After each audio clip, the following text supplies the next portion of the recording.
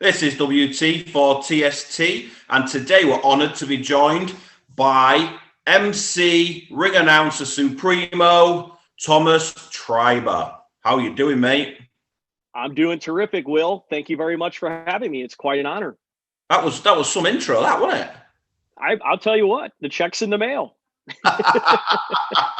You're welcome to do that, mate. You're welcome to do that. I was thinking of that, mate. All right. So it'll be your about 9 o'clock, is it in the morning for you? Something like that? Yep. It's about 9:30 in the morning here in my hometown of San Antonio, Texas. So that makes it, what about maybe around 3:30 your time there in England? Yeah, I've just watched Leeds, soccer as you would call it. Absolutely shocking in the FA Cup. But anyway, let's forget about that and let's move on. So, first time we have people on TST, mate, what we like to do is go back through kind of what makes you you and definitely to get people to know you a bit better. And we wanted you on. I'll tell people why I wanted you on, because we've done boxers and we've done coaches, and we wanted to do something a little different. And for you, I thought, oh, what a great story, which we'll go into in a minute. But yeah, so can we start your childhood? And for you, Indiana, near Chicago? Yes, I grew up in a city called Hammond. It's in the state of Indiana. It's just over the border near Chicago, Illinois. So I grew up a fan of the Chicago White Sox, Chicago Cubs, the Chicago Bears, the Bulls. You know, those were my teams that I was a fan of. But yeah, Northwest Indiana is where I grew up. So school days, what was school like for you? School was it was great. I actually went to a Catholic school growing up. My first 9 years of schooling was at a Catholic school, and then for my high school years, I went to a public high school, and really enjoyed schooling. I played soccer. I played basketball, and outside school, I played Little League baseball. So I really had a great childhood, and growing up there in Indiana. When I hear Americans say about Little League, what does that mean? Is it just to a certain age? It's junior or what? Yeah, it's baseball for kids that I think it starts maybe around 6, 7 years of age and goes only until you're about 12 or 13. So that's why they call it Little League. And then typically after Little League, you'll go and play high school baseball. But I didn't go that direction, with sports. So this is where it gets interesting. What did you want to do when you left school? Well, when I left school, it was interesting because I had gotten involved in bodybuilding when I was a teenager. And when I left school, I was already ring announcing, because I started ring announcing when I was 17 years old, actually in high school. Oh, okay. And so I knew broadcasting was something I was interested in. I really didn't think ring announcing was going to be a career. I thought maybe it was just a way to get experience behind a microphone and work my way into some type of broadcasting job. So I was focused on going to a college to pursue broadcasting. But at the same time, because I had just done some a bodybuilding competition, there was an opportunity for me also to become a professional wrestler. And so I actually did that for a couple of years before pursuing ring announcing full time. Right, we're going to rewind a little bit here and go, right, okay. this is where, if anyone knows your wife will be so proud that she's married you or married a heartthrob. So 1992, you were crowned Teenage Mr. Illinois. True or false? That would be true. Yes. Yeah, like I said, I started, when I got into high school, all my friends were moving into playing sports and things like that. And my best friend and I decided to join a gym and fell in love with it. I just really fell in love with bodybuilding. And so I was getting the bodybuilding magazines and trying to learn as much as I could about bodybuilding. I watched the movie Pumping Iron, which, had Arnold Schwarzenegger and Lou Ferrigno and Franco Columbu and, a lot of these past bodybuilding greats in it. And it really motivated me to want to learn as much as I could about the sport. And I had always had this goal of competing. So when I turned 19, I said, well, I'd like to, get this opportunity to compete as a teenager, because once you move into the men's division, it's a lot more difficult competition. So I said, well, let me do this as a teenager. And I was very fortunate to actually win the 1992 Teenage Mr. Illinois. So, it was a great experience, and, very thankful that I had that opportunity. And then you moved it. So how did you get into from that, or the ring announcing, to that, and then into wrestling? How did all that come about? Yeah, started with the ring announcing at 17, did the bodybuilding competition at 19. And after my bodybuilding competition, I was encouraged by some of the wrestlers because I was ring announcing boxing and pro wrestling. Oh, okay. And so when I was doing the pro wrestling shows, I was in decent shape. So a lot of the pro wrestlers were saying, hey, you should give wrestling a try. And I said, you know what? I would love to, because I was a big professional wrestling fan, just like all the kids that, grew up, when in the mid 80s, that's when professional wrestling really took off, with the WWF, where, there was pay-per-views and WrestleMania and all that kind of stuff. So I was already a huge pro wrestling fan. So I jumped on the opportunity to actually, train and give professional wrestling a try myself, which I really enjoyed, and, did it for a couple of years. What did you have like a wrestling name, as they all do? I did. Come on.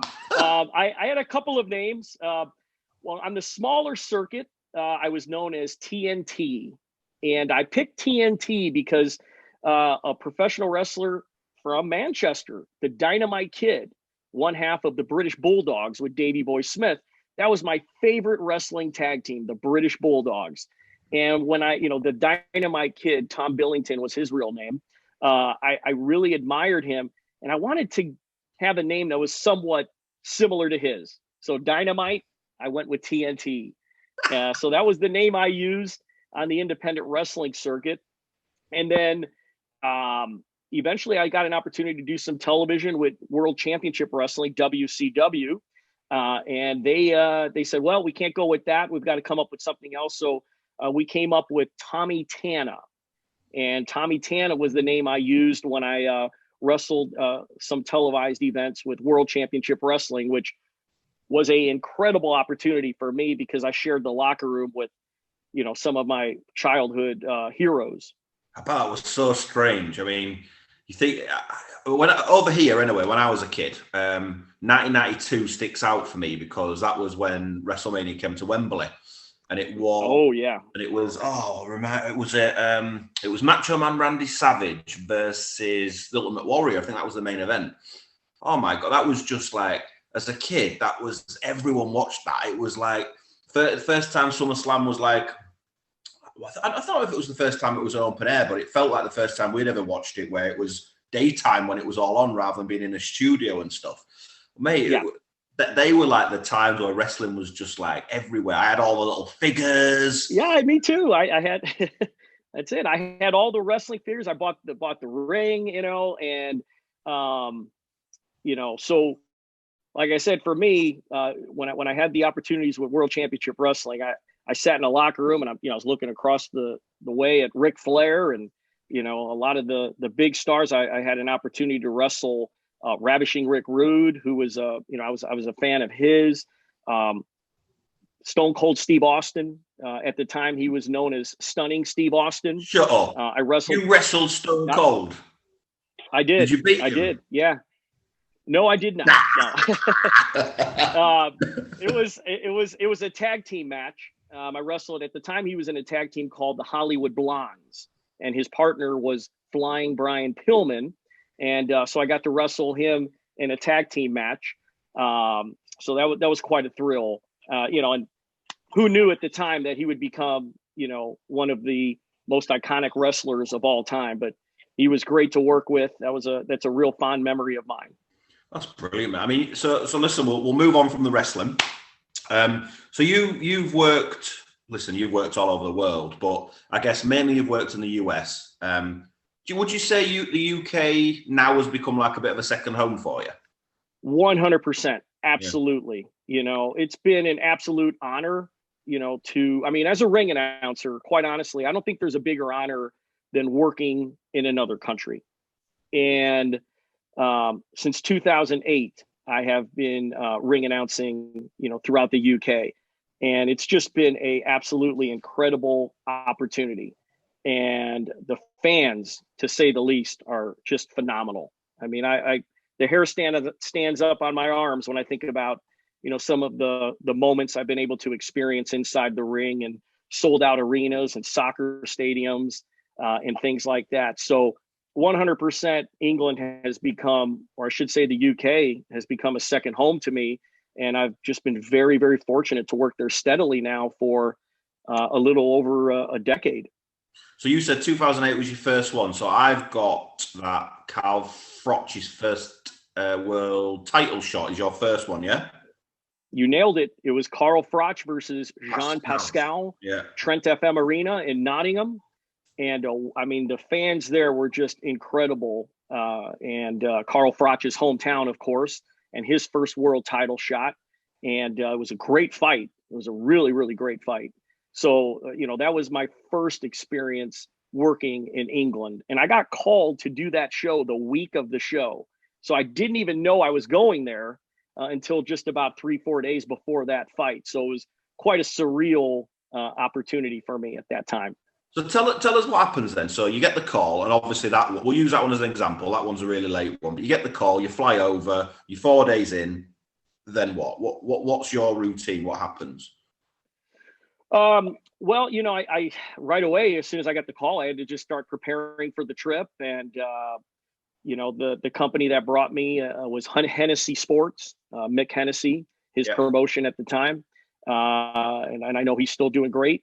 And, they booked my flight and sent me my travel, and I got my tux ready. And, before I knew it, I was driving to Chicago O'Hare Airport and boarding a plane for England. So, it happened so fast. And, I had never thought about going to England. I had never thought about working in England. I was aware of, all the great fighters like Ricky Hatton that had come from England. I knew that they had great fans there. I'll never forget watching those Hatton fights in Vegas where, it seemed like half or more of the crowd were British boxing fans, which was, incredible, the following he had. So I was aware of that, but to experience it, yourself there in the center of the ring, it was a priceless opportunity. So I'm pretty sure, was that night not Tyson Fury's debut as well? Yes, that was Tyson Fury's professional boxing debut. That was our opening televised fight. So that was the first fight I did on live TV.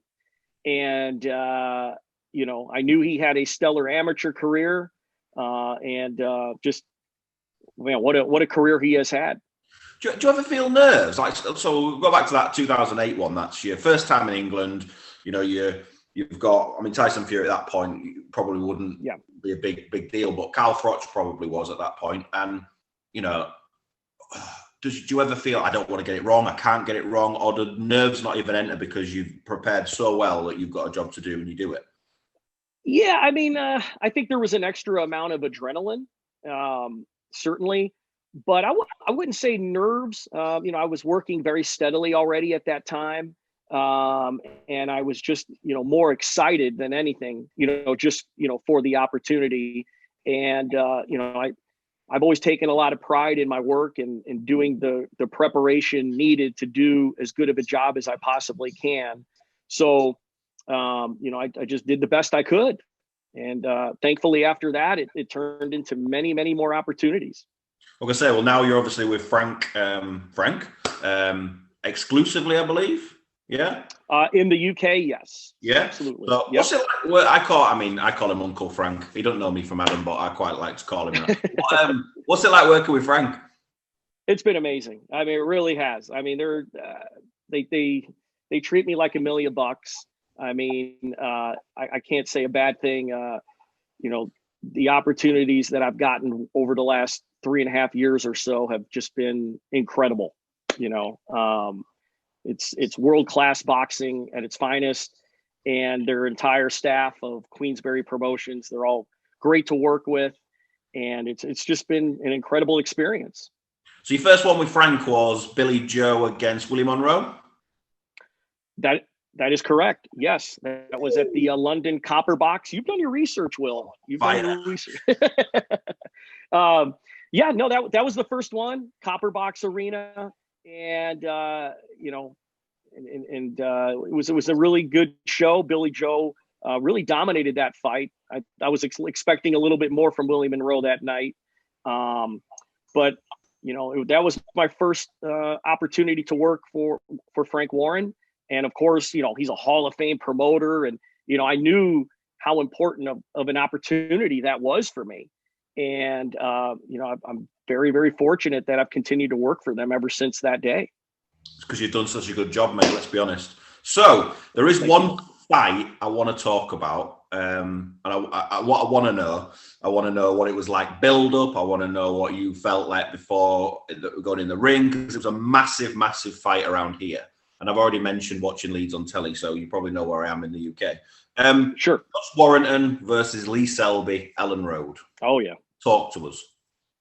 Wow. Yeah, that one was just an incredible experience. I mean, the fans there in Leeds really came out, and, you know, Josh Warrington gets that incredible support. He's got that ring walk that everybody loves with that song and everything. And the actual band was there to play his ring walk music. Were you there? Were you in attendance that night? I wasn't actually, no. Okay. Long story, why not? But yeah, I won't bore you with that. But no, I mean, obviously it was Josh Warrington's big opportunity to win his first world title. And we all knew he had a great, you know, chance at beating Lee Selby, who had a great reign, you know, as the IBF featherweight champion.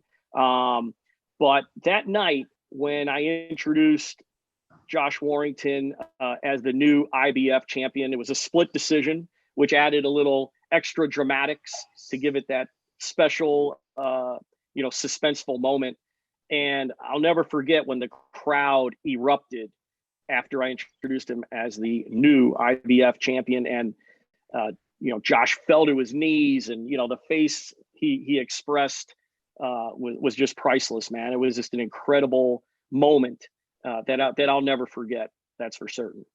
Some crazy fans, honestly, mate. So, some of the Warrington fights, like if you sit anywhere near the ring, at the first direct I'm talking about, right, there'll be people at the top, and the beers will be coming over, and you just cover. Sometimes, you know what? I'm not even so sure it's beer, but anyway, we'll move on. It's the same color as beer. Yeah. So for you, how's the COVID situation? How's it been for you in terms of? So obviously you'll be restricted when you're over here. You're probably restricted. You know, do you have to have tests and stuff when you're coming over? Are you saying as a boxer you'll be tested all? Yeah, it's been a really interesting experience. I made my return in 2019 to the UK in August of 2019, and I had to do the 2-week quarantine, which was mandatory, traveling in from the States to the UK. So that was interesting to be, you know, locked up in a hotel room for 14 days without being able to leave. You know, your food's brought to your door, and you know, so it was, you know, very strange to say the least. And before every event, we have to be tested. You know, a few days prior to the event, you're tested for COVID. And then probably one of the oddest things regarding being a ring announcer during COVID is I had to ring announce outside the ring, and I'm usually inside the ring, in the middle of the ring. So you feel a bit like a fish out of water. You know, you're out of your element, if you will. So that was quite interesting. But thankfully, you know, I did about 7 shows in 2020. I'm sorry, did I say 2019? I meant to say 2020. Yeah. Last year I did 7 events in 2020 with BT Sport and Frank Warren. And yeah, this COVID thing has really been interesting. That's for sure. Right, that's us done in terms of like the interview stuff. But I always ask a few followers to shoot in a few messages of questions. So we've got a couple. Sometimes, okay, mate, sometimes they're horrific. Sometimes they Okay. are like, wow. Yours are all right. So the first one, I'll read it as it's wrote. So Ian wants to know, I know we are all human, but do you ever remember making a mistake? Well, certainly. One of the things I've always looked at with when mistakes happen in the ring throughout my career, and I've been doing this now for 30 years. I started ring announcing in 1991. You want to learn from your mistakes. And so whenever something has happened, I try and learn from that so that it doesn't happen again. But yes, of course, we're all human. People are going to make mistakes, and things are going to happen. Early in my career, it was maybe my second live televised event on national TV. It was actually on ESPN here in the United States. A fight got stopped. So I grab my microphone. I go inside the ring. And when I go inside the ring, I get the time from the timekeeper. And as soon as I get the time from the timekeeper, I turn around and our floor director is going, go, go, go, giving me the signal for the decision. So when I start to announce the time of the stoppage and the round, I start to realize I left my card ringside. So I don't have the fighter's name. This was not a world title fight where, that the fighter's names, real well. So as I'm announcing, 2 minutes, 40 seconds of round number 4, your winner by technical knockout. And I'm realizing I don't know the guy's name. And we're live, So I just kind of put the microphone down and said, what's your name, to the fighter. And he said his first name. He says Chavez. His full name is Chavez Francisco, but he just goes Chavez. And I go, Chavez. But here's the problem, Will. Here's the problem with this. When I put the microphone down to say, what's your name, it got caught. It got picked up on the microphone a little bit. So people heard me say, what's your name? I should have put it behind my back, but I said, what's your name? And it kind of got picked up a little bit, and the crowd chuckled and laughed. And this was, like I said, my second time on national TV. I thought my career was over. This is in the mid 90s, and 95 to be exact. And I thought my career was over. It was, I went to my hotel room that night and I said, I'll probably never be on TV ring announcing again. But thankfully, the promoter who hired me gave me an opportunity to do his next event on ESPN. And I've continued to work, since then. But that was a time where I said, boy, I'm never going to forget my card ringside ever again. I learned from, that mistake. But I handled, some people reached out to me and they said, you know what, Thomas, I know it was embarrassing, but the key thing is you handled it, professionally. I didn't get angry. I didn't throw my microphone down or anything. I just, I kept my composure, and I was only 22 years old at the time, so that one, Will, stands out the most. And there's been, things here and there that have happened since, but that one ended up on some blooper reels. So it didn't end right there. It was on some news programs. David Letterman, which is a talk show here, very popular talk show that used to be on the air. He showed it on his show. I tried to turn a negative into a positive, and so to answer that question, that would be probably the most notable blooper I've had in the ring. Listen, at the start of that, you said about 30 years. Congratulations! I didn't realize it was 30 years. Congratulations! I know. I was talking to my beautiful wife just a little bit ago, telling her that I was coming on the show with you, and it just hit me as we've hit 2021 that I started in 1991. I was 17 years old as a senior in high school. So I don't know where the years have gone, but I wouldn't change a thing, Will. I've been very blessed to do this and, see the world doing something I really enjoy. Happy days, mate. Right. So next one, MJ wants to know if you could, it's probably an obvious one, but if you could pick a fight to announce, which would it be? What would it be? Either in history or you can, future, whichever. Well, I think the one we're all salivating about would be Tyson Fury versus Anthony Joshua, at the moment. We're obviously those details are all still being worked out, but I mean, that would be, an incredible atmosphere and opportunity, especially with my history of doing Tyson Fury fights. I think I did, maybe his first 8 to 10 fights, not only his debut, but I did several there. And then with Frank Warren, I got to do his return fight after his, layoff from the sport. I got to do his return fight, and I think, and then one more after that as well. So, that one would be, an incredible opportunity for me. Great answer. Can't wait for that fight. Right, this question's from me. It's the last one, and I reckon, say this to everybody, but this is the most important question I'm going to ask you today. You ready for this? I hope so, Will. I hope drum roll. Get the drums going. What are your top 3 chocolate bars? Oh my gosh! Holy cow! Whew. All right. Well, now we talk. I've chocolate bars. Well, I mean, I've always been a Hershey guy. I mean, I've loved my Hershey chocolate bars. No doubt about that. And although the next one here makes you really thirsty, like you got to make sure you have like a really cold glass of water next to you, is the Butterfinger. The Butterfingers. What? Are you familiar with that? No. It's called the Butterfinger. It may not be available there in the UK, but it's chocolate and it's got peanut butter, kind of like inside of it. Well, like Reese's Pieces, like that. Similar, very similar to that, but it's a little more crunchy. Where Reese's are, much more, of a softer texture. So yeah, Hershey's, Butterfingers. Let's see, what would be like my third? I mean, I'm a Kit Kat guy too. I love Kit Kat bars. So I would have to say, originals are the best, aren't they?